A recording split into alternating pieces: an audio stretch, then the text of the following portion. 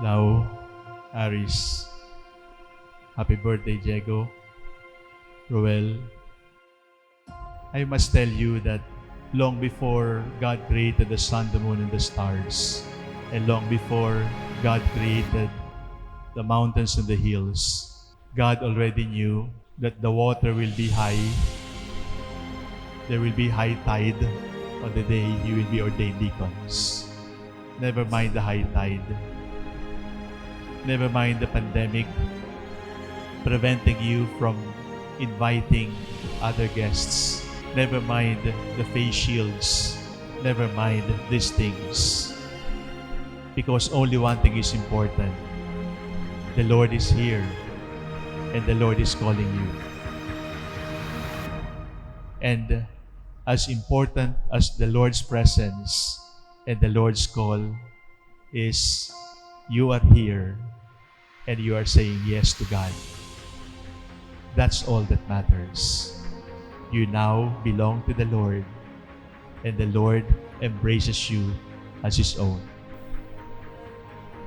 Who am I that you are mindful of me? Who are we that you care for us?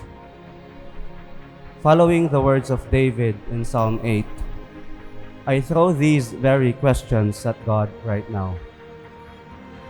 Why me? Why us? Why do you love us so much? Why do you love sinners so much? This ordination is a symbol of God's love for us, and we can only marvel in awe. It is not by accident that you received the diaconate in the year of Saint Joseph. I am very sure that when you entered the seminary years ago, you were not sure about what was waiting for you. But you are ordained in the year of Saint Joseph because Saint Joseph was a deacon, a different kind of deacon, but also a deacon to whom you can pattern your life as deacons. Saint Joseph was the head of the family. Even if he was the head of the family, he was not number one because his wife was immaculately conceived and Joseph was not. The first word to remember about Saint Joseph is, no matter what happened, Joseph was always secondary. He was never primary. He was never in the spotlight. He was always in the background, secondary all the time. You will be secondary. You will not be able to celebrate the Eucharist. You will not be able to confect the Eucharist to become the body and blood of Christ. You will always be secondary. You will only be walking in the shadow of the Lord. Follow that shadow because the Lord is leading you to light. Do not be afraid to be secondary. Do not aim for the limelight. Do not aim to be number one because that is not your vocation. Your vocation is to be the protector of the family, even if you are not the Word made flesh, even if you are not the Immaculate Conception. About Saint Joseph, nothing can be said because there is nothing recorded about Saint Joseph that he said. So your second duty, my dear brothers, is the duty of silence. It is not the silence of the cowards. It is not the silence of the ignorant. It is not the silence of the timid and the shy. No, it is the silence of the listener. We do not like to hear your voice. We are not interested about your opinion. We are not interested about your personal insights. We want to hear the Lord from you. We want you to echo the Lord. When you read the gospel, it is not your word. It is the gospel of the Lord. When you preach the homily, it is not your opinion. It is the teaching of the Lord. When you instruct, It is not your instruction. It is the instruction of the Lord. And when you baptize, it is not you baptizing, but the Lord acting through you. The voice of Lau, Aris, Diego, and Roel will no longer be heard, because your voice should only be and always be the voice of Jesus. The third about Saint Joseph is who you are. Deacons, diaconia, service. You are called to serve.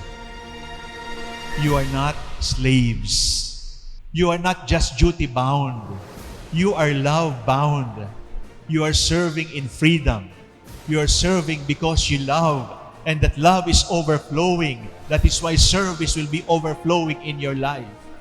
And when the time comes, when you feel lazy, when you feel tired, when you feel like giving up, bruised and beaten, stand up, because you were called to love. You are not doormats. You are deacons. The doormat does not say anything.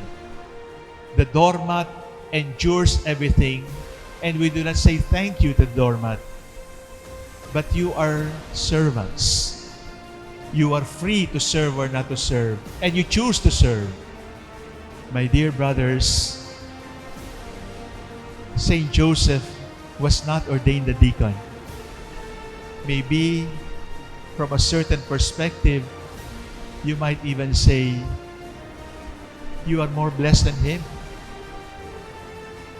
He was not ordained a deacon. He remained a carpenter. Joseph was not able to baptize. You can baptize. Joseph was not able to preach. You can preach. It is an awesome mystery. Because you are certainly less than Joseph. And yet, what is given to you was not even given to Joseph. You are called to be servants like Joseph. You are called to a life of perpetual silence like Joseph. My dear brothers, this is your vocation. And trust your heart and trust your diaconate to the heart of Joseph. May Joseph teach you how to be a servant of all, how to be a holy man according to the heart of Jesus. It is not only priesthood that is eternal, the diaconate is also eternal. And forever you are called to serve, and forever you are called to serve and thank the Lord. Amen.